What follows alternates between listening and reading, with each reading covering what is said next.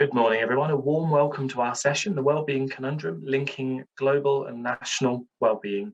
My name's Jimmy Paul, and I'm delighted to be the chair for this session. Before we get into it, a few pieces of housekeeping. This session will run from 11:15 to 12:45.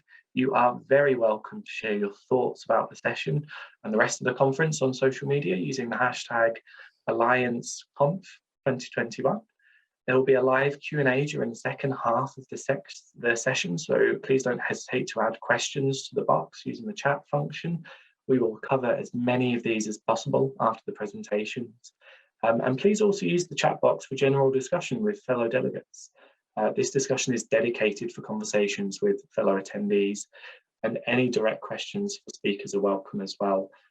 We want the discussions today to inspire more collaboration, sharing and learning, so please use the dedicated discussion room on the session to share thoughts and ideas.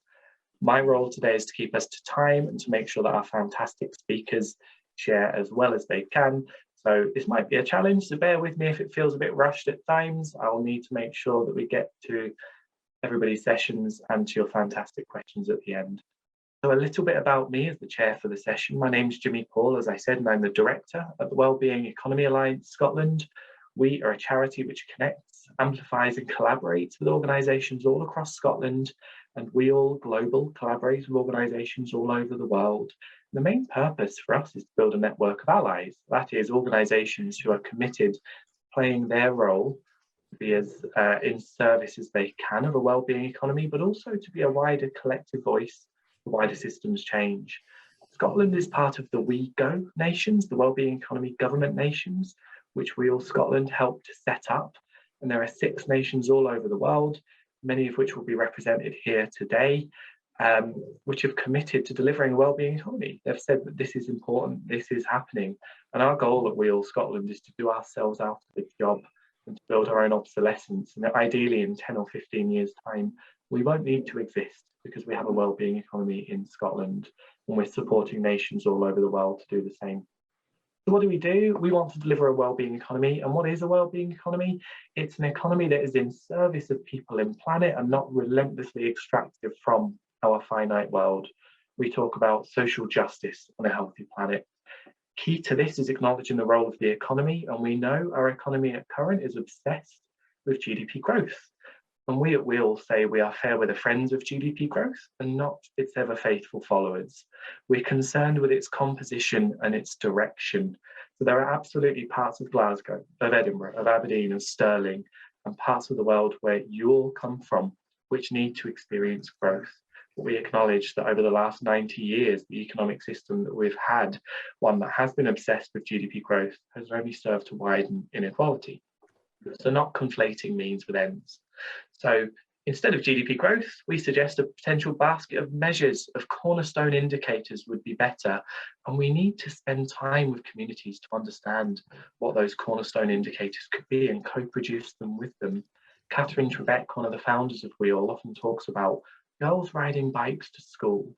If that was one of our cornerstone indicators, what it tells us is that families can afford bikes, the roads aren't polluted, it is safe for girls to ride bikes to school, and the schools have the infrastructure to store plenty of bikes. Many people aren't then driving to school. It says lots of things about community well-being in a way that the arbitrary percentage of GDP growth doesn't. And we talk about the 4 Ps at We All, the 4 Ps of purpose, prevention, redistribution, and being people-powered. And I wanted to talk about being people-powered because I think that will lead us into our speakers' sessions pretty well. And the need to share and seed power from those that typically have it to communities that are affected by the decisions that are made. So how can we have a nothing about us without us approach central to our economy? How can we contextualise community wellbeing and find national and global solutions in this space?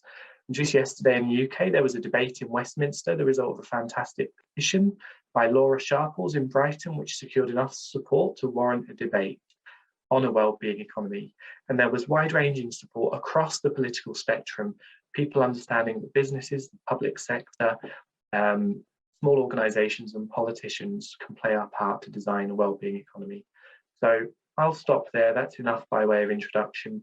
Let's move into the sessions. Now, our three speakers will help us look at different issues across wellbeing, the different perspectives, that of a committed government, of an academic trying to measure wellbeing, what's included and what isn't, and the perspective of an African activist. What does wellbeing mean for communities she works with?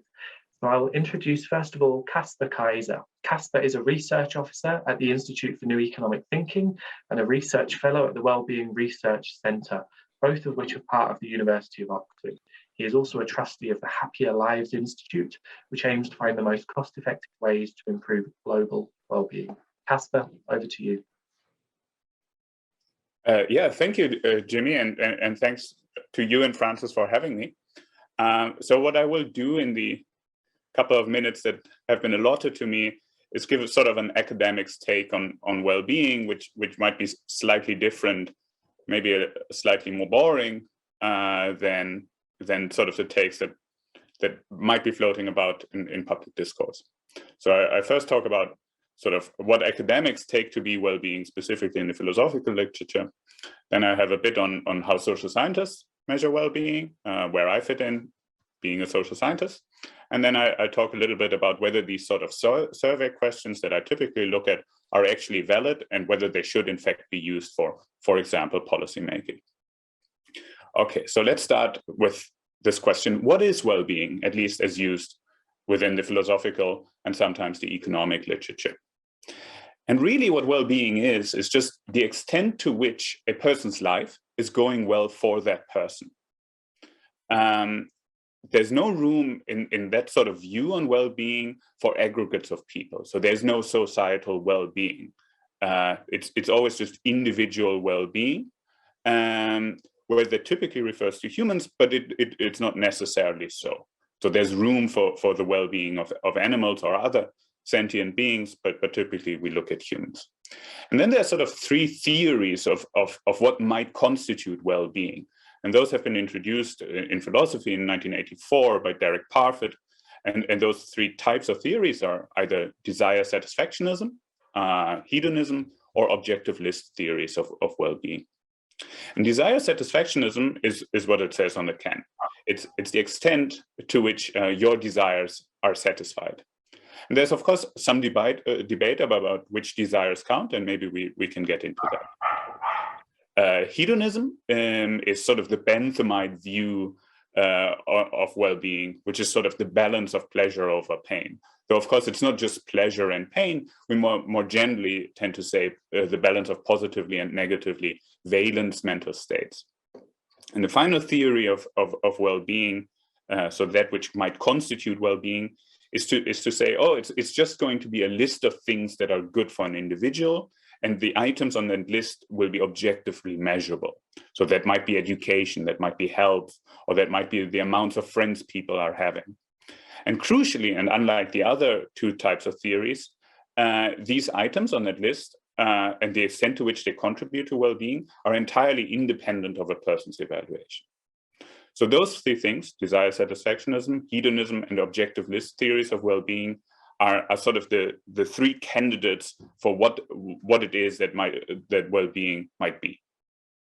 So how do social scientists measure well-being? Well, there's sort of two camps here. On the one hand, there's a set of people that identify broadly with the capabilities approach that's been introduced by Amartya Sen, and that fairly neatly maps onto an objectivist theory of well-being. So again, what happens in that sort of literature is that you specify a list of items that are objectively measurable, and then aggregate over them and take an index. And on that sort of list might be the sort of items that you would expect, for example, health, nutrition, shelter, the absence of physical violence, education, and so on. And typically work within the capabilities approach, and maybe we have time to talk more about it, tends to inform sort of dashboard indicators of national performance. So while that's not been explicitly done so, for example, the Scottish National Performance Indicators are broadly in the sort of objectivist capabilities approach type avenue. Other things, for example, the Human Development Index or Bhutan's Gross National Happiness Index are all broadly in that sort of family. And then next to the capabilities approach, there's the set of social science researchers that work on subjective well-being. And that's really the sort of crowd that I find myself in. And within subjective well-being, the OECD neatly distinguished between sort of 3 types of subjective well-being, 3 types of measures of subjective well-being.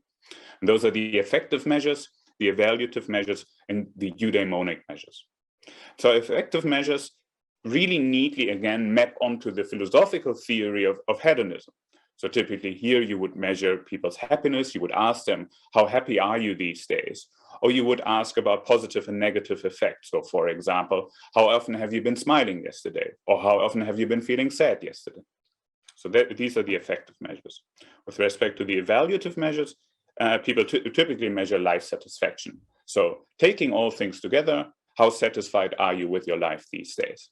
And for example, that measure is typically taken in the World Happiness Report that some of you might have seen as sort of the key measure on which governments should be, or the performance of countries should be evaluated. And finally, with respect to the eudaimonic measures, it's really coming from sort of the perspective that there's more to life than fulfilling your desires or having a high level of effect, is looking at meaning and purpose, engagement and interest, and those sorts of things. The problem with those measures really is that they don't really neatly map onto a philosophical theory of well-being. And so that has sort of hindered them being taken up within academic work. Now, finally, some points on whether these survey questions are valid. I think the first thing to say there is that what is in a person's mind is ultimately unknowable. So we will never be able to fully verify how good these survey data are. But we can in some way increase our confidence in these measures' validity. So for example, what we can look at is sort of objective indicators and see whether they map onto subjective patterns. And so for example, age patterns in antidepressant use or suicide rates map very closely on age patterns in what people say about their life satisfaction and about their happiness. It's generally a sort of U-shape. Or for example, there are strong correlations between what people say, how satisfied they are, and their subsequent actions. Obviously, there are some downsides to survey questions and some open questions, and I will only mention one, and that is that as of to date, it's fairly unclear whether this data is comparable across individuals with different circumstances. So is an 8 out of 10 of a rich person really the same as an 8 out of 10 for a poorer person? And I think that's really something we should be looking at if we want to push these sorts of data as a tool for global policy analysis. Caspar, thank you so much. That was absolutely fascinating. You talked us through the capability approach and the subjective well-being approach, that final point about an 8 out of 10 for people in a poorer country as opposed to those in a more wealthy country, and the need to critically analyse that. And I'm really interested in your views on, so I'm not an economist, and maybe we will get to this in the Q&A later today, but certainly around diminishing marginal returns. And that is the idea that we get to a point of investment or growth, and all of a sudden the benefits of that starts to tail off. So perhaps we might come to that later on, because I know that we've seen a tail off in lots of well-being measures since the 1970s, 1980s, that fit with that economics term. Thank you so much. Absolutely fascinating, Caspar. Just before I move into the next speaker, just a reminder that you're very welcome to share your thoughts about the session and the rest of the conference on social media using the hashtag AllianceConf2021. So please feel free to do that. And you're also very welcome to ask questions or share your reflections in the chat. I am going to introduce our next speaker. Our next speaker is Ndivile Mokoena. Ndivile is coordinating gender into Urban Climate Change Initiative. She represents Gender CCSA in various advocacy outreach programs from the local to international level, including the Green Climate Fund conferences and the UNFCCC, and to the national government collaborations. She has worked with various organisations, especially women organisations from community level, local, provincial and national governments, other civil society organisations and faith-based organisations on environment, social, gender and economic justice issues, including land reform and good governance issues. Ndivile, it's a great pleasure to introduce you to this session. I'm really looking forward to hearing from you. Thank you so much, Jimmy, and thank you to Caspar for laying a good foundation. My talk will be coming from a gender and climate activist. So I will also highlight a little bit on what I think is well-being. When we talk about well-being, we have to look at holistic wellness, including preventative care and natural approaches, informed by healthy living, self-help and care, nutrition, diets, and spiritual practices. How then, as global citizens, do we achieve global well-being when, for an example, the global south is still dependent on the global north for most of these attributes to well-being? Not by choice, but because of power, dominion, and hegemonic practices by the global north. Another question would be, how do we achieve national well-being when women and different genders are still under androcentrism or symbolic order systems? What we achieve as individuals in pursuit of well-being is influenced by the physical, social, and cultural environments we live in. Well-being is also subject to historical and cultural differences and context. In measuring global well-being and linking it to national well-being, we need to understand that wellness is multidimensional, looking at the physical, mental, emotional, spiritual, social, and environmental dimensions, whereby with the latter, fostering positive interrelationships between planetary health, human actions, choices, and well-being is key for global wellness. In my opinion, well-being should start from the top and cascade down to local level in order to achieve global well-being. Another example will be the COVID-19 pandemic, where we all witness the global north hoarding vaccines and patent rights reaching out to global south. Given the increased inequalities brought by the COVID-19 pandemic, indeed, there will be no national well-being without global well-being. In exploring issues of well-being and sustainable development from a perspective of a government, the Sustainable Development Goals for 2030 Agenda are a perfect guide. Goal number 3, for an example, is talking about good health and well-being, ensuring healthy lives and promoting well-being for all ages. COVID-19 exposed existing inequalities in the world and within national government, where a majority of world population are living below the poverty line. In South Africa, for an example, 1 in 3 people go without food for 3 days. That scenario was exacerbated by the ravages of COVID-19, which affected economies, widened the gap between the poor and the rich. So countries from the global south will have immense challenges in attaining national well-being and meeting the SDGs. These countries are in huge debts because of the carrots dangled by rich countries in pretext of offering aid to the developing countries, whereas in the meantime, they are creating a dependency syndrome that profits them through loans given to poor countries. How then do we build national well-being when superpower countries are running away from their responsibilities of historical debts owed to global south and Africa in particular? Measuring well-being from an economic and social perspective, goal number 6 of this, which is water and sanitation, is talking about ensuring availability and sustainable management of water and sanitation for all. Water is a very scarce commodity in Africa. One of South Africa's popular cities, Cape Town, was faced with a day zero for water a few years back, and the whole country is still facing dire water challenges. Water is supposed to be a basic human right. However, it has become a very scarce and expensive commodity, which poor communities cannot afford. And this has put a strain to these communities and on women in particular when it comes to care work. And sadly, women are not part of the discussions and decisions taken around water. The seriousness of water as an essential part of well-being is also exposed by the pandemic, where people are required to wash hands often. There is no well-being in poor people who cannot afford hand sanitizers and do not have access to clean and safe water. Another critical goal of the SDG is number 7, affordable and clean energy, which is a big challenge in South Africa. Hence, the government's just transition is more focused on energy. The big question is, will this transition be just enough to ensure access to affordable, reliable, sustainable, and modern energy for all? We need energy and resource democracy where marginalized people, particularly women, are allowed to make decisions over the use of local resources and the best way to fulfill their needs.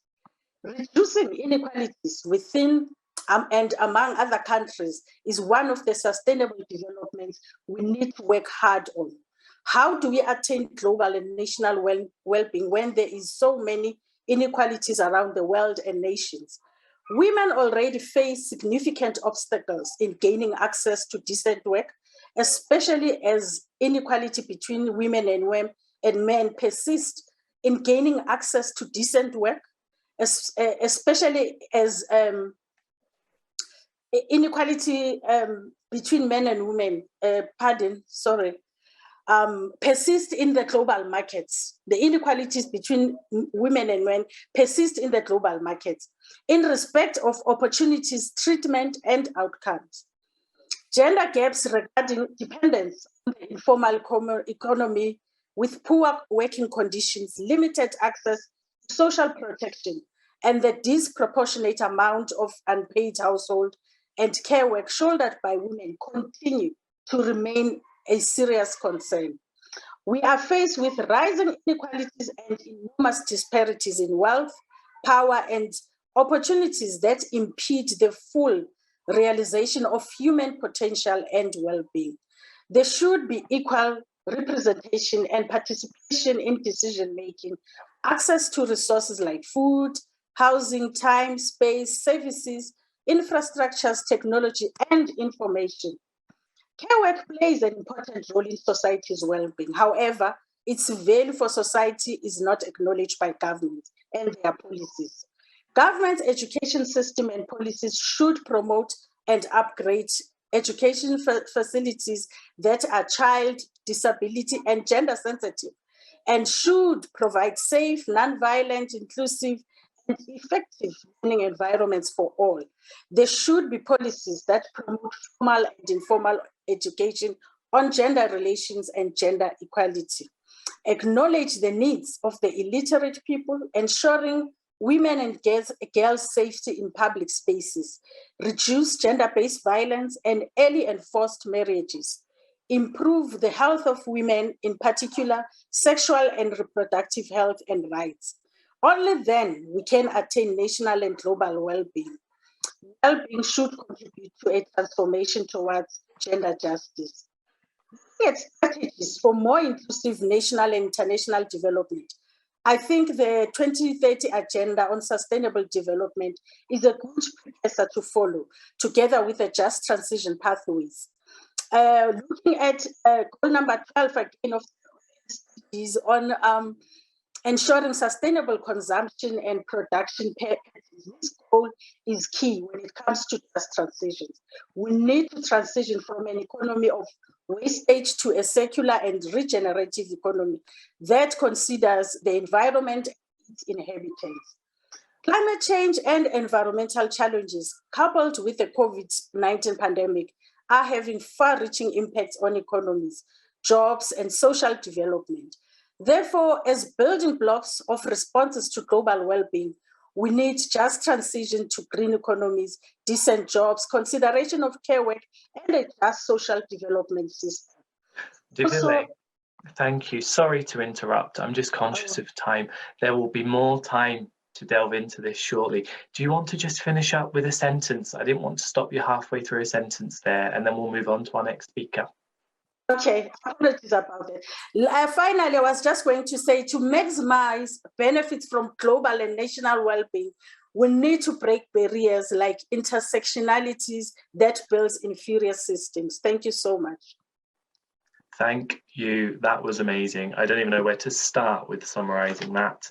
It was moving, it was challenging, illuminating, And you're adding a fantastic lens to this panel, which I'm delighted about. You spoke about the need for us to think about holistic care and also preventative care. I think that's not spoken about enough, anywhere near enough when we think about well-being. Our diet and our spiritual practices, the fact that the global south is still dependent on the global north. And when you look at the emissions from the global south, it is so much less than the global north that the impact of climate change is felt by the global south in such a greater way than those in the global north. It's frightening, and everything else you shared was amazing. I can't wait to hear more from you in the Q&A later. Thank you so much. I will move us on to our next speaker. I am delighted to introduce someone I've had the pleasure of working with a little bit in the last few months, Sophie Howe. Sophie has a remit in law to be the guardian of the interests of future generations in Wales. She is the world's only Future Generations Commissioner, described by The Guardian as the world's first Minister of the Unborn. Her role is to provide advice to the government and other public bodies in Wales on delivering social, economic, environmental and cultural well-being for current and future generations, and assessing and reporting on how they are delivering. Sophie, over to you. Thank you very much. It's my pleasure to be with you today. Hopefully these slides are going to work. I'm not sure. Oh, there we go. Brilliant. Always a challenge with new platforms. But I think that, you know, the last speaker provides a really great segue into the areas that I want to cover around the Wellbeing of Future Generations Act. And I think that concept of well-being is absolutely critical. Our act in Wales is not called the Needs of Future Generations, although of course, you know, needs are important. It's called the Wellbeing of Future Generations Act, and that's because we're looking at these holistic concepts of well-being. And you'll also be pleased to know that actually we have a very clear focus both on the future, on preventative action, on integrated holistic thinking, on involving citizens, and on collaborating together. I suppose the kind of key question that our Wellbeing of Future Generations Act poses is how will our actions today affect the future? And it's undoubtable the fact that our predecessors, and indeed some of our current leaders, our policies, approaches across the board have not considered the interests of future generations. And in some ways that can be a challenge because we can't possibly predict the future. We can be reasonably certain about some things, but people say we can't be certain about exactly what will happen. But there are some things that we have embarked on, some policies that we've taken, some things that we've failed to grapple with that have been pretty obvious and well evidenced. And obviously, one of those key issues is the climate and the nature emergency. We've done more damage and put more carbon into the atmosphere since the UN published their first framework of evidence on climate change in the early 1990s, since Al Gore published his first Inconvenient Truth, than at any other time during human history. And we've done that knowingly. And that, to me, says that there's a fundamental problem with our systems of governance who are essentially discounting the interests of future generations and only focusing on the short term. And if we look at how I'm going to try and get this. There we are. Again, if we look at how our actions are affecting the future, you know, many years ago, it was the height of, you know, aspiration for us all to own a motor car. And indeed, that has continued over very many years. But what we failed to look at, and whilst that might have given us some short-term gains and some specific gains in terms of mobility and so on, we failed to consider the wider implications of that. So there is no surprise really, and it's no mystery that actually our carbon emissions from transport are a huge contributor to the climate emergency. The fact that we have in many parts of the global north in particular, an obesity crisis. So in Wales, 58% of the adult population and 26% of children are overweight or obese. And there's, you know, that's similar statistics in the rest of the UK.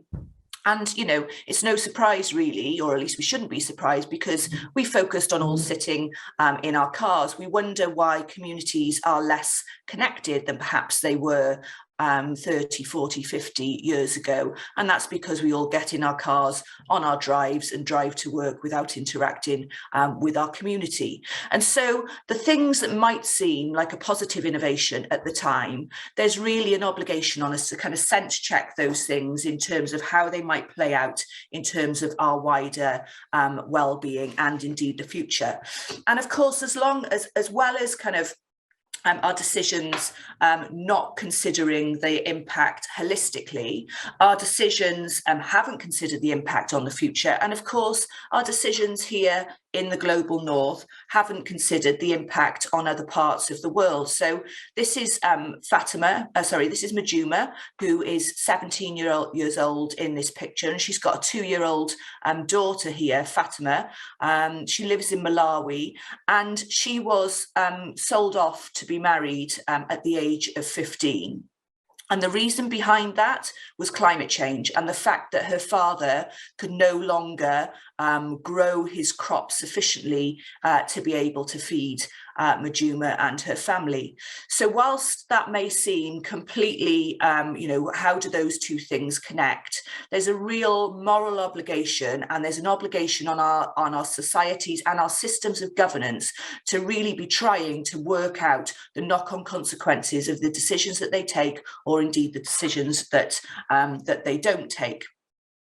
And that's where I guess the Wellbeing of Future Generations Act comes into play in Wales. I'm wondering if the next slide is going to come up. We'll see in a minute. There we go. The Future Generations Act in Wales requires all of our public institutions, or all our main public institutions, so all of our local authorities, our health boards, our national organisations like Public Health Wales and Natural Resources Wales, and significantly the Welsh Government, to demonstrate how they're taking decisions in a way which meets today's needs without compromising the ability of future generations to meet their own needs. It also then sets out 7 national wellbeing goals, which our public institutions have equal duties to deliver against. Now, I'm not sure how well you can read this slide, but these are called wellbeing goals for a reason, rather than needs-based goals. So if you look at our definition of prosperity in Wales, and this is the framework by which our Welsh economy should be run: productive, innovative, low carbon society, one that uses resources efficiently and proportionately, one that acts on climate change, one which focuses on providing people with the skills to be able to access decent work. Now, that takes us well beyond GDP. That takes us much closer to a wellbeing economy. And when we look at that in connection with the other 6 wellbeing goals, where the physical and mental health and well-being of our nation is enhanced, where we enhance and maintain ecosystems, where we address socioeconomic disadvantage, where we recognise that we must be globally responsible, because in Wales we are not just global consumers, but we are global citizens. So all of the things that we have to do in Wales sit within the context of delivering against these 7 national wellbeing goals. I think that they provide a framework for the rest of the world to borrow with pride. Indeed, the United Nations Secretary General has recently announced that he will recruit a special envoy for future generations, that there will be a declaration, a UN declaration on future generations, and that there will be reforms to some of the key governance infrastructure around the Trusteeship Council.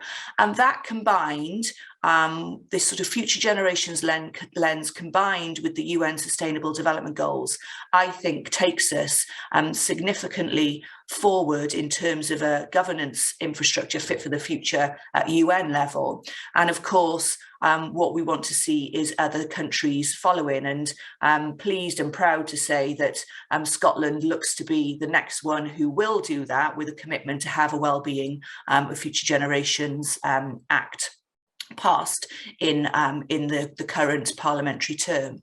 So, I'm thinking about sort of COP that was, and I know I'm running out of time, so I'll finish here. I'm thinking about COP that, we were all there, or many of us was there. I was certainly there for a few weeks.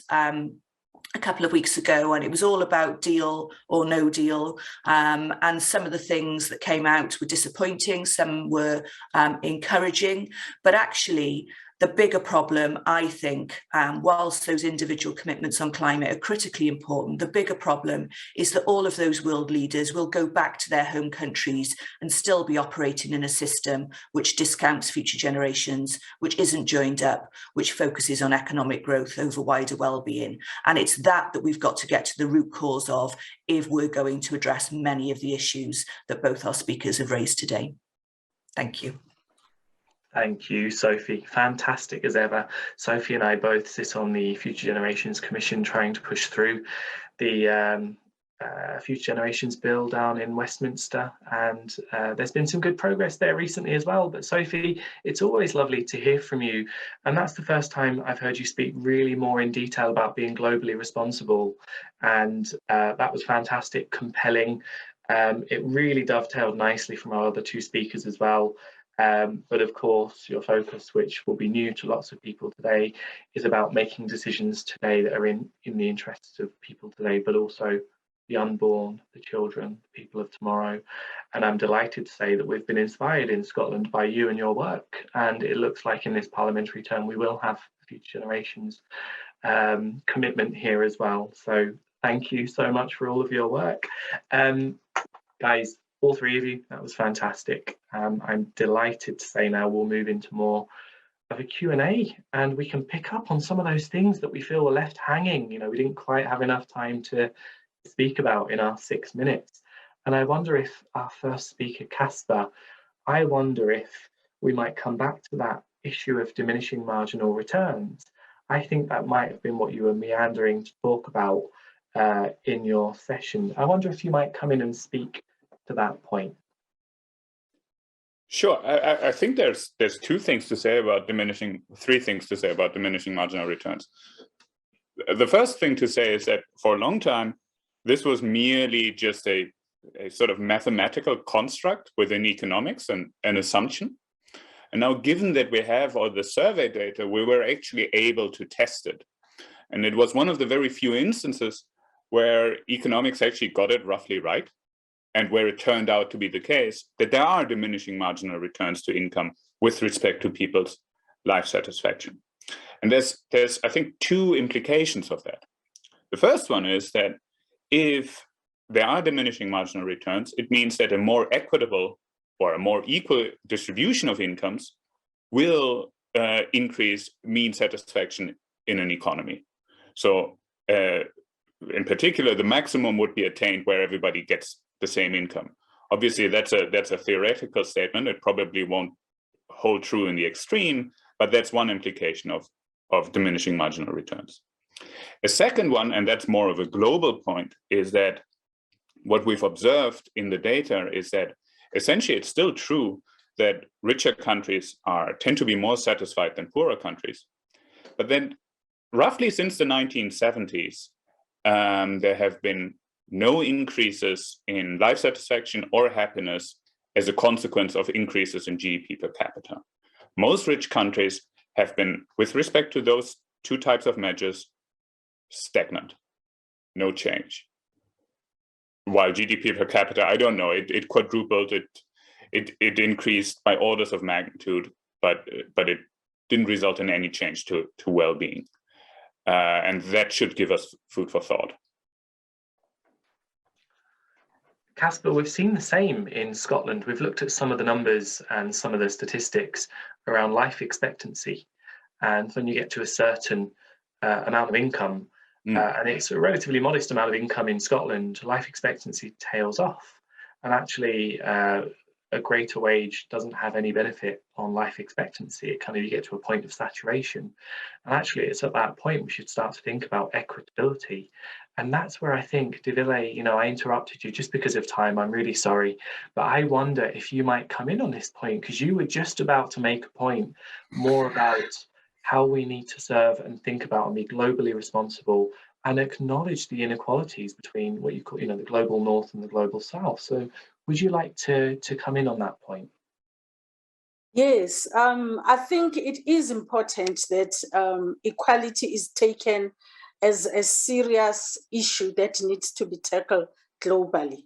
For an example, when you look at climate change discussions, there are commitments that are made by the rich countries to contribute financially to the global south, so that the global south can be able to adapt and mitigate the climate impacts, that it has less contributed to the situation that we found ourselves in. However, we see that, they're not fulfilling their commitments. Every conference, they shift the goal, the goal is moving. So if there are no commitments like that, I know that Caspar alluded to the fact that, the riches, the growth in GBT does not really help with well-being or happiness of people.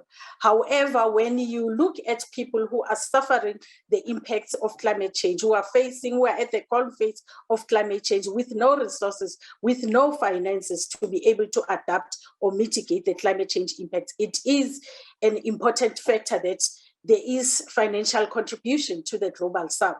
And also, I think the rich countries should stop running away from their responsibilities of committing to the historical debts that they owe to the global south. All those issues need to be addressed, and with immediate effect, if we want to see change, if we want to make a difference and see equality in the whole world.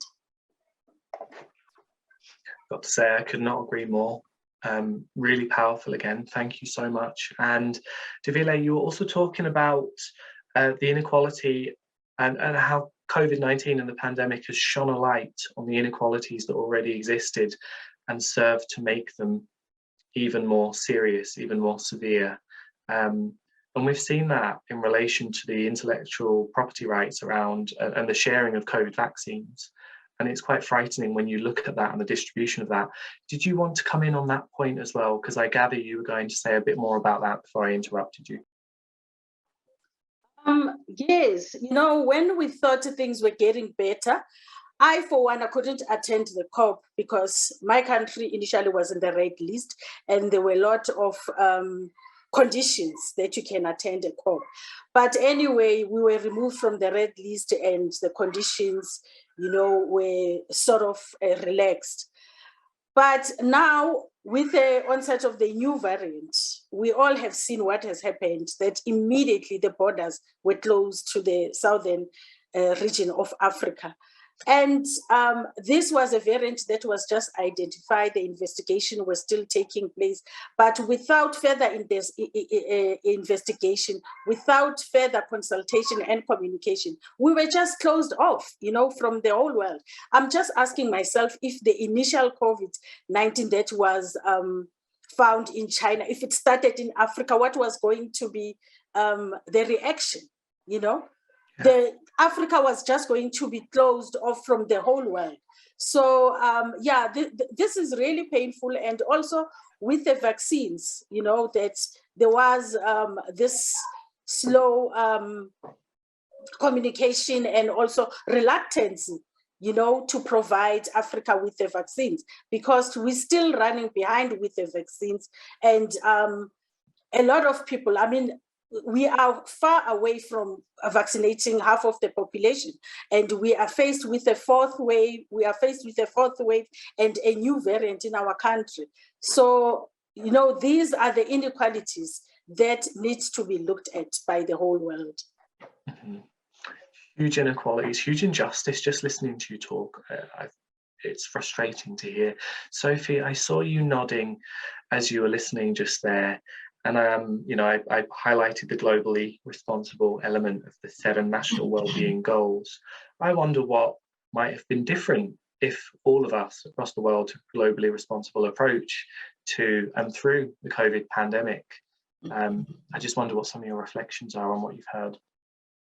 Yes, absolutely. I think that the key word here is inequality, isn't it? In both in terms of the interaction and between the global north and the global south, and this fact that the global north has done, most of the damage to our climate, and the price of that is mostly being paid by the global south, and a kind of reluctance almost to pay that back. And I think that that's absolutely something which we must all address. But I think that, when you look at inequality, at different levels, it permeates every aspect of every country. So, the clear inequality between the damage done by the global north and the effect on the global south, but then also here within the UK, if you look at who fared worse during COVID, it was those people who live in the poorest areas. It was those people who were living in socioeconomic disadvantage. And one of our public health directors said last year publicly that if the World Health Organization had come and asked us in January 2020 and said there's a pandemic coming, can you predict now which communities are going to be the worst hit, they could have absolutely predicted with a fair degree of certainty which communities they would be. In a Welsh context, that's the communities in the South Wales valleys who had the highest rates of COVID and the highest numbers of death. And that plays out, of course, then globally in terms of the global north and the global south. And so to me, the issue here is that kind of inequality, and the fundamental point that really, when whatever question we've posed in the past, the answer has been whatever it is that makes you the most money, do that thing. And that is, I think, what is, really causes this inequality across the board. If we look, and I think, Ndivile was really sort of getting to this in her presentation, if we look at those factors which are critically important in terms of life expectancy, about 35% is to do with income insecurity and, precarious nature of work, whatever that may look like from a global north or a global south perspective. About 29% is about your living conditions. So what's the state of your housing? What's the state of your, do you live in areas of high air pollution and so on? And actually, if you're from a Black, Asian, minority ethnic community in the UK, you are far more likely to live in areas of high air pollution. You're far less likely to have access to nature and so on. And then 19% is to do with relationships and community, which again, Ndivile's point around that kind of human connection and the sense of community actually critical to our overall health and well-being and our life expectancy. So for me, that's where the 7 well-being goals cover all of those aspects and require us to consider them holistically, both in terms of how they play out in Wales, but also how they play out in terms of our actions in other parts of the world.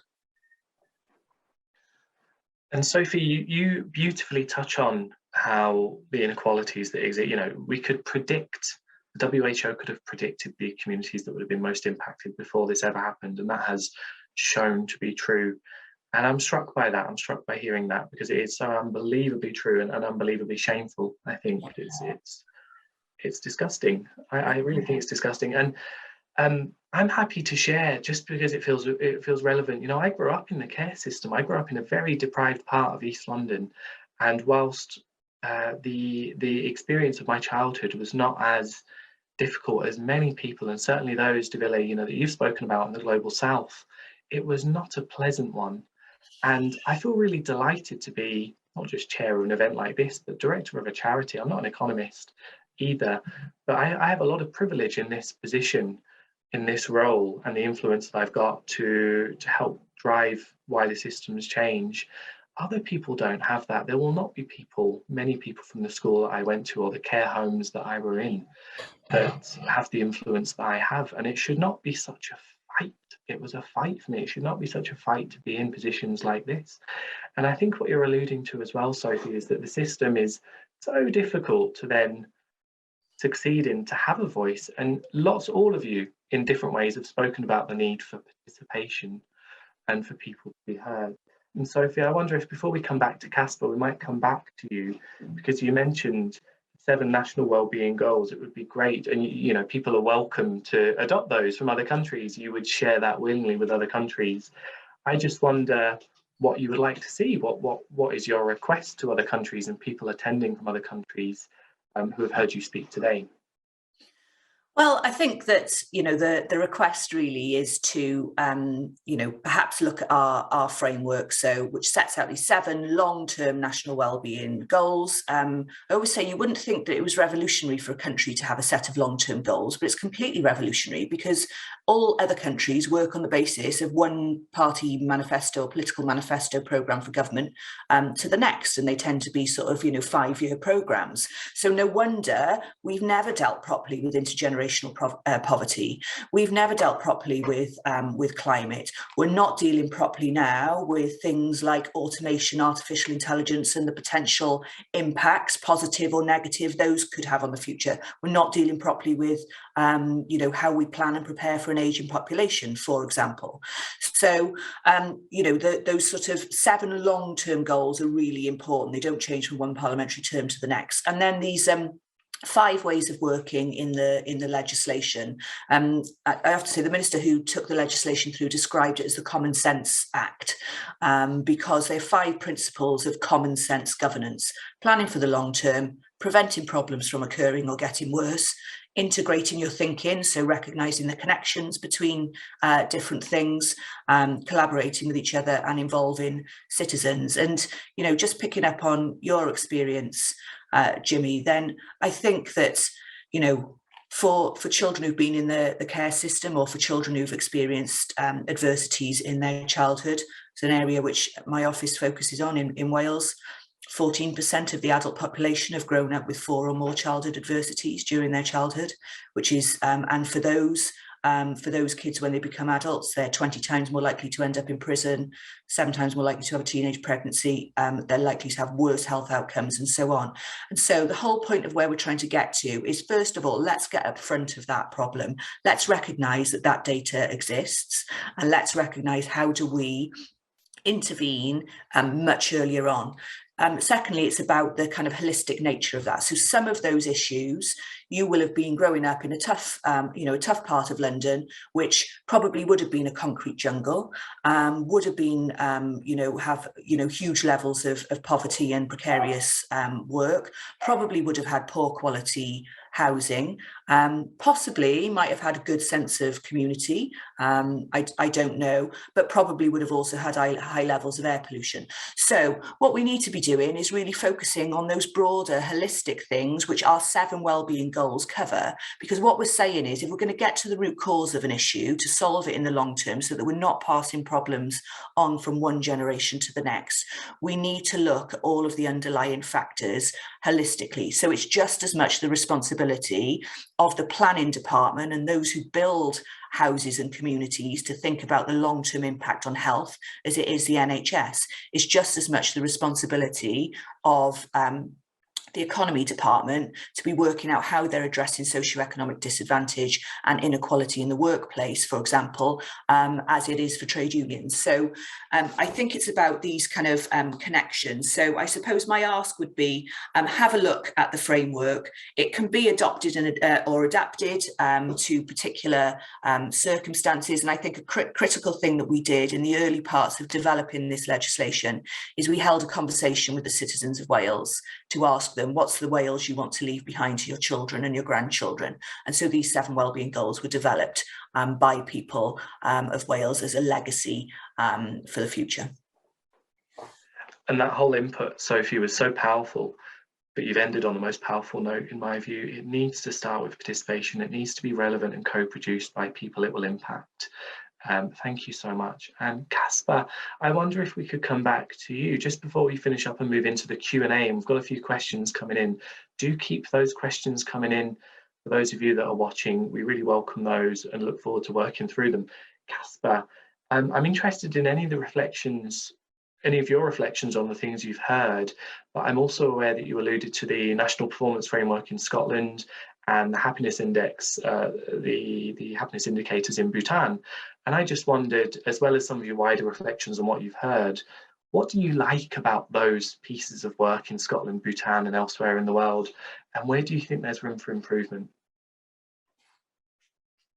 Yeah, so I have some questions specifically to Sophie, but let me first answer your question on those two indices. So they're part of a broader movement where the 7 well-being goals that we just heard about are also part of. That's the idea of moving towards essentially dashboard types of measures and away from GDP per capita. And what's great about that? Well, what's great about it is that typically elements of these indicators actually do measure things that have some tangible impact on the quality of people's lives. So, for example, if we're looking at the Scottish indicators, it is just true that intrinsically we would want to reduce the mortality, the premature mortality rate. That's just an intrinsic good that is unlike GDP per capita, that at most is an instrumental good and often does harm. So that's a great aspect of the Scottish national indicators and of the stuff in Bhutan. Now, what I specifically like about the gross national happiness indicator in Bhutan is that they place an overwhelming importance on life satisfaction and mental health. In their index, it's I can't recall the number, but it's roughly somewhere between 30 and 40% of the weight allotted is allotted to life satisfaction and happiness. Whereas, for example, in the Scottish case, actually there's no measure of life satisfaction that forms part of these national indicators. The only thing that does exist there is the Warwick Edinburgh mental health scale, which is a measure of mental health where it's unclear how good that is at tracking population well-being. And a more general problem I think I have with these types of dashboard approaches to measuring well-being is that they are dashboards and that they are lacking the single number that people can then take up and compare countries by, can track their performance by.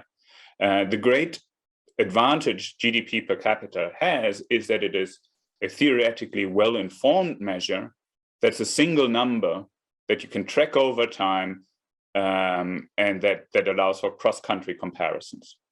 And I think if we want to have an alternative to that, we need to have a single number that has some theoretical justification to it that sort of puts it together. And my worry is that these dashboards can't provide the single number. And if you put them together into an index, you always have the problem of justifying your weights in that index. And so that's sort of the area where I would be a bit worried about that type of approach. Now, if I may, two questions I have about the idea of future, taking into account the well-being of future generations. It's the first one, sort of the 7 well-being goals seem to be about the well-being of people today. And to me, it seems like that what we should just do is reduce our discount rate over the current benefits of economic policy, right? Today we have, I think England, maybe the UK at large, takes a 3% discount rate for any of its benefits. And it seems to me that the true long-termist approach to it would be to reduce it to 1%. And I'm just wondering what sort of Sophie's views are on discounting future benefits. Yeah.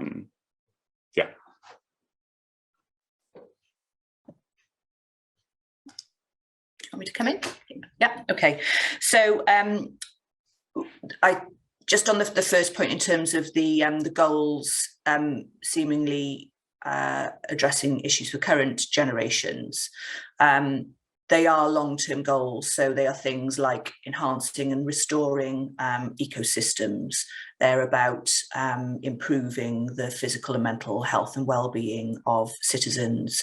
They're taking a different approach to the economy in terms of recognising the limits of the global environment and so on. So in that sense, they are, I would say, certainly long-term goals. In terms of the discount rate, I think you're absolutely right, and it's about the Treasury Green Book, where that discount rate sits. There's been lots of discussions about how that gets reformed, and I absolutely agree with you that the sort of 3% discount rate should be removed, and I'm not even sure that a 1% discount rate is still appropriate. The other thing that I would say about the Future Generations Act is those national wellbeing goals are only one part of the Act. The overarching principle is that you must demonstrate how you're meeting today's needs without compromising the ability of future generations to meet their own needs. And then in the way that you go about both setting and delivering objectives and the steps you're going to take to meet those long-term goals, you have to demonstrate how you've considered the long-term, preventing problems, integrating, collaborating, and involving citizens. So it's those kind of three critical elements, if you like, that are important in terms of the Act. Just a point on measurement as well. So alongside the 7 wellbeing goals, we have 46 national indicators which track progress, not of individual public bodies, but because they're national indicators. And they are made up of some, harder measures, economic growth would be a measure as one of those indicators, but also softer measures through a national survey, like, is there a sense of community in the area that you live, for example. And so I think it's important to bring those two things together. And the final point that I want to say about measurement is I'm a bit torn on this, because whilst on the one hand, I agree with you that measurement is important. On the other hand, it often creates perverse incentives. And I would, argue that that's where we've got to now with GDP. It's a perverse incentive really to make more stuff, to sell more stuff, and actually to consume more stuff that we don't need, and that has led to the ecological crisis that we're in the middle of. So you've got to be really careful with the sorts of measurements that you use, and I think you need a holistic set. You've also got to be really mindful of culture, because everyone likes to chase a measurement or a target. And when you find that people are doing that, you often find that they are gaming the system as well. And they're focusing too much on chasing the target, ticking the box, but completely missing the point. So what we're trying to do here in Wales is to create a culture where we're saying, actually, this is a long-term mission for Team Wales, wherever you might be in the public sector, which is covered by the Act, but increasingly the private sector are getting on board because of this long-term mission for Team Wales. And actually, it's about innovating, it's about collaborating, it's about involving people to come up with different and innovative and clever ways of doing things which are going to reach those wellbeing goals, rather than just saying, if we wanted to decarbonise, investing in electric vehicle infrastructure would probably be quite a sensible thing to do. The problem is that wouldn't address obesity, that wouldn't create cohesive communities, that would have us all sitting in our electric vehicles rather in congestion rather than our diesel vehicles. So what we need to do is think holistically, and it has to be embedded in our culture and our DNA, this way of thinking, rather than just a kind of hard-edged set of metrics. Response, Sophie, and great questions, Caspar. Thank you so much. And I'm really struck again by that whole discussion. Hitting the target but missing the point is something that's close to me as well. I used to work in the health service, and I was a hospital manager, and I was just so struck by, in Scotland, we have a 4-hour standard. So if you don't refer a patient in A&E within 4 hours of the time they come into A&E, they trigger a warning, and that becomes what's called a breach. And as a result of that measure, lots of patients are referred at 3 hours 57, 3 hours 58, 59. And as soon as 4 hours hits, if they're not referred, then it drops off again until 8 hours, when again, the next breach figure happens. And when we looked into some of those patients and their journeys, if actually they had waited 20 or 30 minutes longer, so 4.5 hours, they might have breached, but they would have had the best care they could have had. And often when patients come in at 6, 7 o'clock at night, they're referred to stay in overnight. And we know hospitals are not the safest places for people to stay in overnight. So that small example feels quite indicative of what you were saying, Sophie. It feels quite close to home from my experience in the health service. Let's move into some of the Q&A then. We've got some questions in the chat, and I will start just working my way down from the first they were received. Sam Bartlett has asked, I hope this finds you and yours all well. Thank you, Sam. I'd love to know your thoughts on degrowth in the global north as a response to the multiple inequalities at the heart of GDP-driven economic models and as a response to climate change. Is it something you see as a solution, and how would it be practically implemented? Thanks, Sam. Ndivile, I'm conscious that you haven't come in for a little while, although there is a question about the global north. Would you like to come in on that and give that an answer first of all?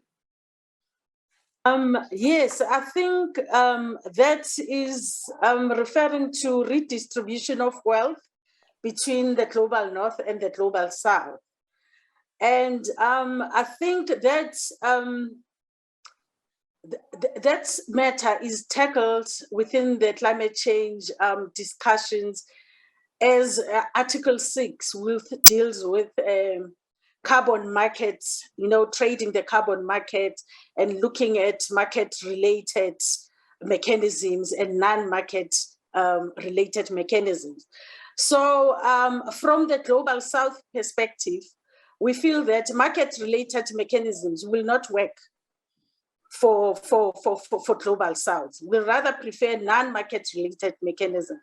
I mean, when the talks are about trading carbon markets, something that the emissions, there's no boundaries in the emissions.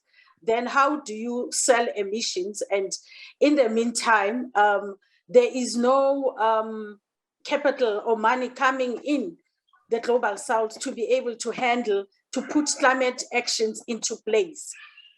So I think this is really going back to what Sophie was talking about, meeting targets, and just ticking the box, because the real issues here are not addressed. You will reach your target or your measure or your goal, but at the end of the day, we're still back to square one. The real issues are not addressed. So I don't think it is a way that will help deal with climate change issues or inequalities in the long run. Caspar, Sophie, would you like to come in on that question? I think I would have a follow-up question to Ndivile, and that is something that struck me when we were talking earlier, is that we sort of all agree for the global north, we don't need any further economic growth, and that's also the thrust of the question. But that doesn't seem to hold true for the global south. And in particular, when Ndivile talked about sort of, okay, we need to address the inequality and associated injustice of cross-national income inequalities, then there's only two ways of doing this. Either you decrease the incomes in the global north, or you increase the incomes in the global south.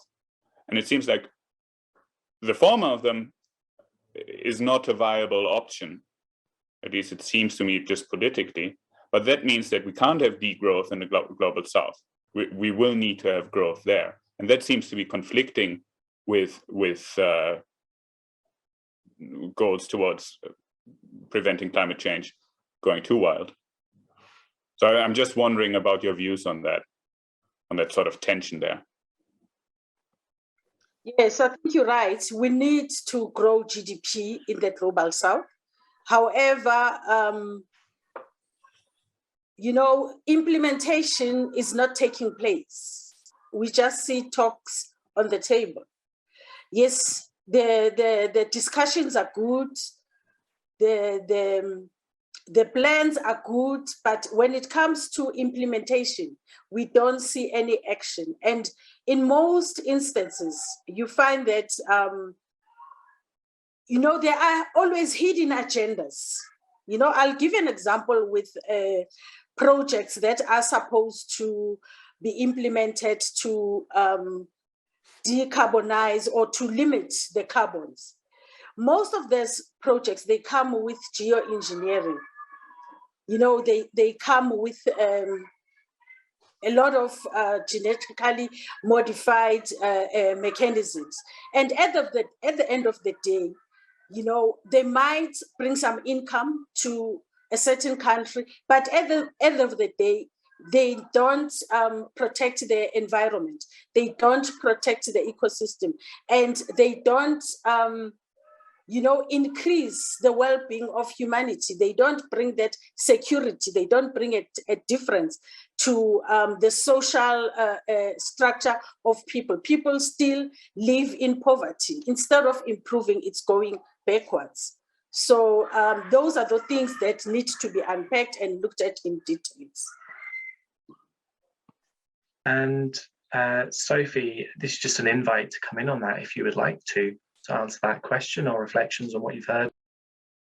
So I'm a fan of Kate Raworth's donut economics. I think that it provides a sensible framework for those of you who don't know it. If you think about a donut, a ring donut, and within the edges, the outer edges of the donut is, you know, if we're operating on those, beyond those outer edges, we're operating beyond planetary boundaries. So we shouldn't do anything that takes us beyond that.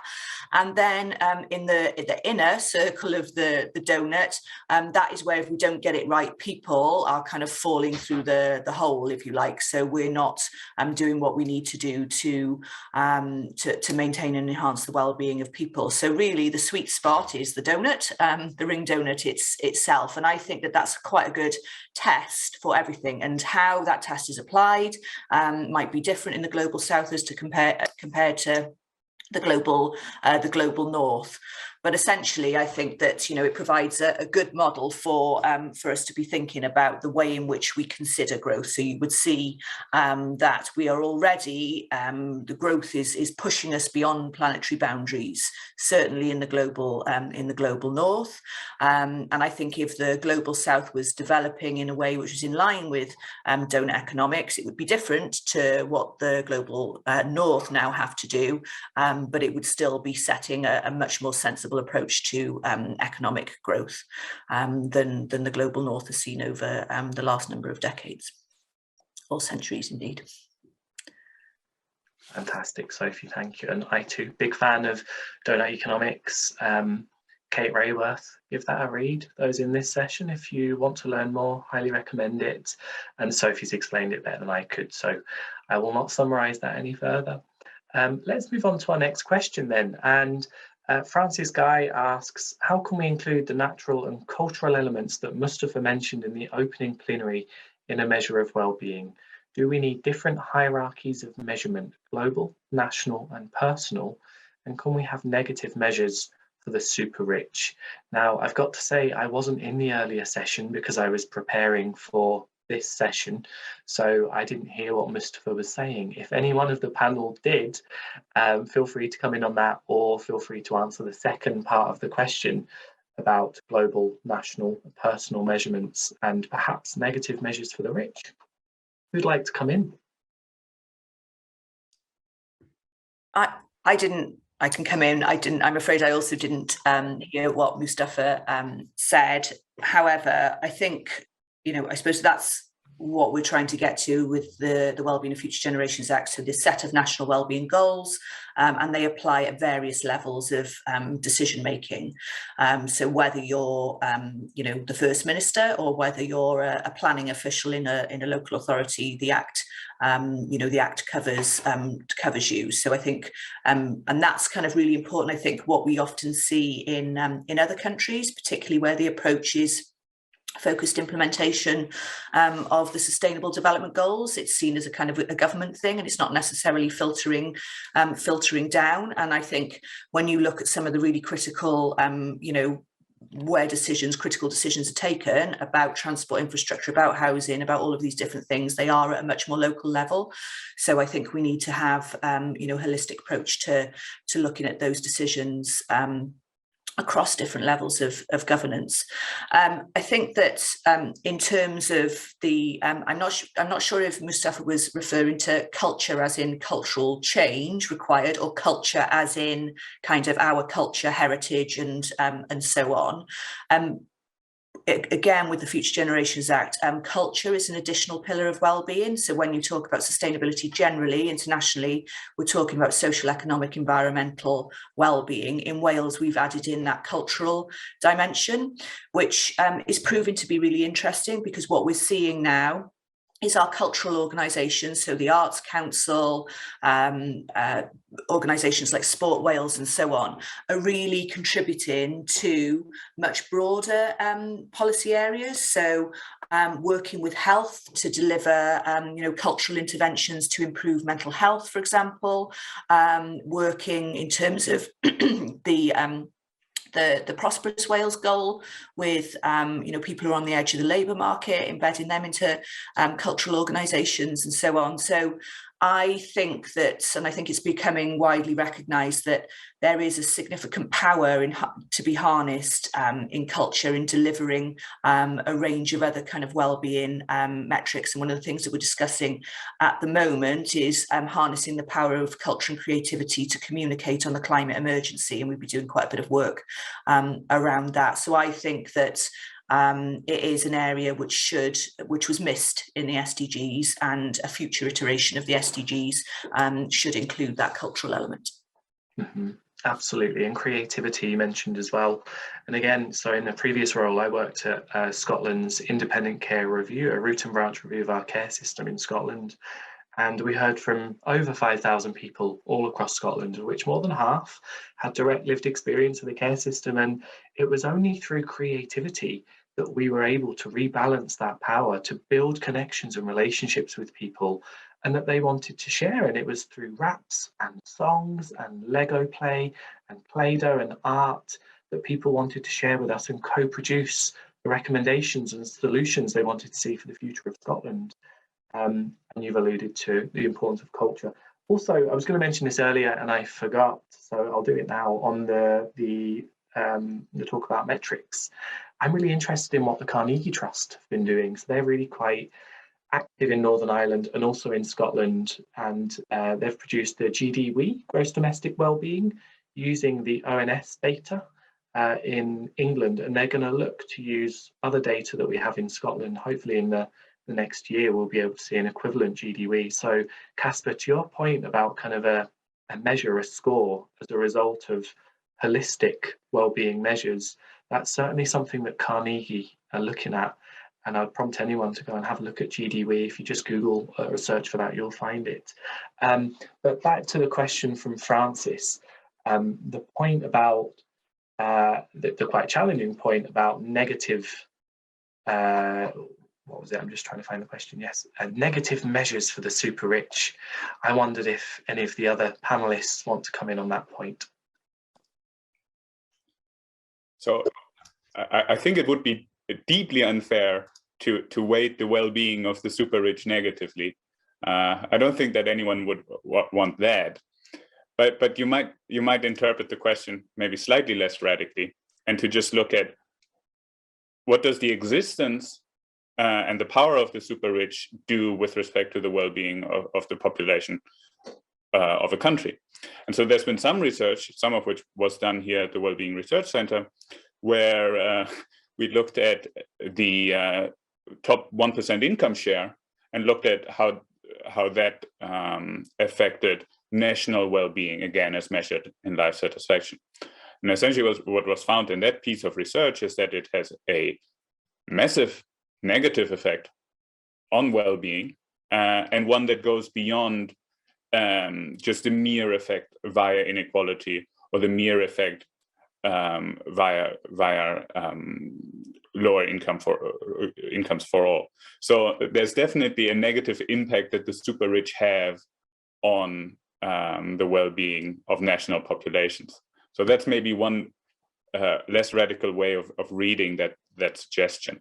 Now, on the question of do we need different hierarchies of measurement, global, national, and personal, what I would suggest is that national statistical offices should collect measures of well-being on a routine basis as they are collecting measures relating to GDP per capita and GDP.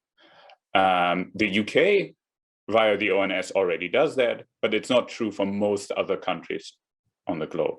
So that's a national level of measurement. But at the same time, if we want to evaluate the efficacy of individual policies or interventions, then we need well-being measurement specifically targeted to those interventions that make it possible to evaluate the causal effects of those types of interventions. And I have the feeling that this is still, globally at least, done far too little. In the UK, there exists the Woodwork Centre for Wellbeing that is pushing this sort of agenda. There's a couple of charities that are also doing that. So one that I'm involved with the Happier Lives Institute, tries to do that sort of work. But that is more fine-grained, and I think we need both. I think we need the national statistical agencies, and we need work on individual interventions and policies.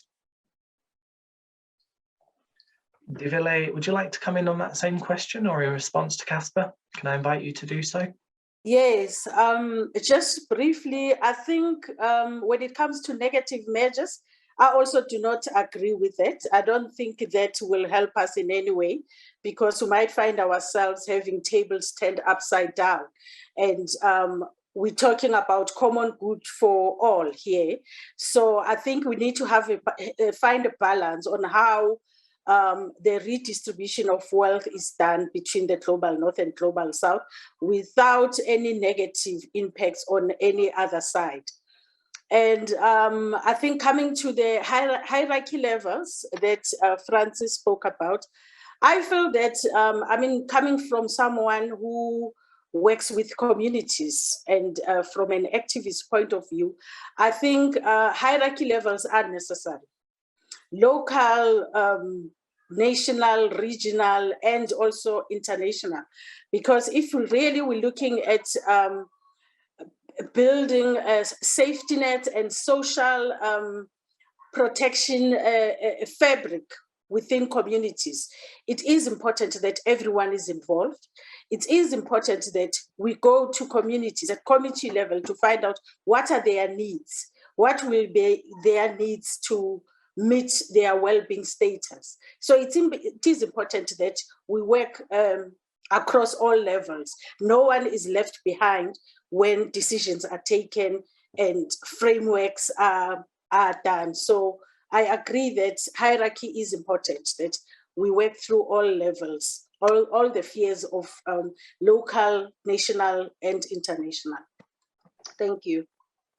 Thank you. Super. Once again, I know Sophie has to leave quite shortly, but I see the next question in the chat is from Zoe about specifically Wales. What kind of solutions are being proposed in Wales to address the inequalities at these different levels? I wonder if you might answer that just before we start to wrap up. I can wrap up the session after. Yeah, I can give you a few sort of practical examples of the things that are being done there in Wales. So just last week, we had an announcement around free school meals for all, a universal benefit for all primary school children. We'll be piloting a universal basic income, initially targeted towards care leavers, but with the idea that that is rolled out more broadly. We're the first nation in the UK to reform the curriculum in line with our wellbeing goals, but significantly in terms of inequality, to introduce Black history into the curriculum in Wales. We have stopped building roads. We've got a moratorium on road building. You might say, what's that got to do with inequality? Well, it's because essentially we were investing most of our infrastructure budget on infrastructure, road infrastructure, which was increasing our carbon emissions and wasn't much use to those families who are in the lowest income brackets, many of whom can't afford to own a car and run a car, and actually who rely on public transport. So we're shifting the balance between our investment on road infrastructure infrastructure towards public transport and active travel, even our waste strategy. Now, again, you might say, what has that got to do with socioeconomic disadvantage? And this is the power of when you give people a holistic set of things that they've got to consider. So the officials in the government's waste department who have set this aspiration for Wales to be a zero waste nation by 2050, which is important in itself, but how they go about doing that can also to address some of those other wellbeing goals. So a big part of our approach in Wales is around addressing socioeconomic disadvantage whilst reducing waste. So we have, for example, established a network of libraries of things. They're called, the Welsh word for borrow in Wales is benthyg. So it's called benthyg, the programme. And this is basically community borrowing. So, so you don't need to buy a lawnmower or a paint stripper or any of the other random things that some of us might keep in our garages. Others of us may not be able to afford. Instead, you can borrow that in a community library of things. We are establishing networks of repair cafes. So again, you can take your washing machine, phone, whatever it might be, to be repaired rather than buying new. And that's free of charge for you to do. Whilst you're doing that, by the way, they've also identified the community cohesion benefits of that and the benefits to tackling loneliness and isolation. So you've got people going, interacting in their repair cafe, getting their whatever repaired whilst having a cuppa and a conversation with whoever else is there. So I think that's the power of, when does waste reduction address loneliness and isolation and promote community cohesion? When you've got a framework that requires it to, is my answer. And I suppose the big test here, all of our policies across Wales, is, how are they contributing to those 7 wellbeing goals, of which, of course, a more equal Wales is one of them. What a comprehensive answer. Thank you. Thank you so much, Sophie. Thank you for the question there, Zoe. That was brilliant. And I'm afraid that's all we've got time for in terms of questions. There are a couple we didn't get around to answering, but please do hold those in mind, use them, ask them throughout the rest of the conference. Use the hashtag AllianceConf2021 to share some thoughts on how this session has been for you, anything you didn't get to contribute or ask. And as I start to close this session, I want to say a massive thank you to our panel, Ndivile Mokoena, Caspar, Kaisar and Sophie Howe. Absolutely fantastic contributions, which I really enjoyed. And of course, we all bring a different angle and some areas of curiosity, maybe even slight areas of disagreement or challenge between us. That always makes for a good panel. We've spoken about some of the measures and indicators of well-being, whether that's subjective well-being, community well-being, national and global well-being. We've spoken about some of the inequalities, certainly between the global north and the global south, the impact and how COVID has shone a light on the inequalities that have existed and exacerbated them. And we've seen many of the solutions and many of the areas of good practice, whether it's what's happening in Scotland, in Wales, in Bhutan, and other countries all over the world. It's been really a really nice session to host, I've got to say. I've really enjoyed this one, and I've enjoyed your questions as well.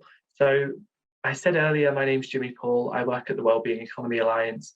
Just a plug to say, if you want to join WEAL, the Wellbeing Economy Alliance, whether you're based in Scotland or internationally, it is free to do so, and you can do so on our website, www.weal.org. We really welcome any organisation, any individual who is committed to playing their part, delivering a wellbeing economy, delivering social justice on a healthy planet, delivering all of the principles that we've spoken about and covered in this session as part of what we're doing nationally, individually as organisations. So we really welcome that at WEAL. And the last thing that I would like to do in this minute is to say a huge thank you to CEDA. This has been a brilliant session, it's been a brilliant conference, and it's been a delight to host. So thank you so much. I will finish there with a minute to spare and hand back over to our organisers. Thank you.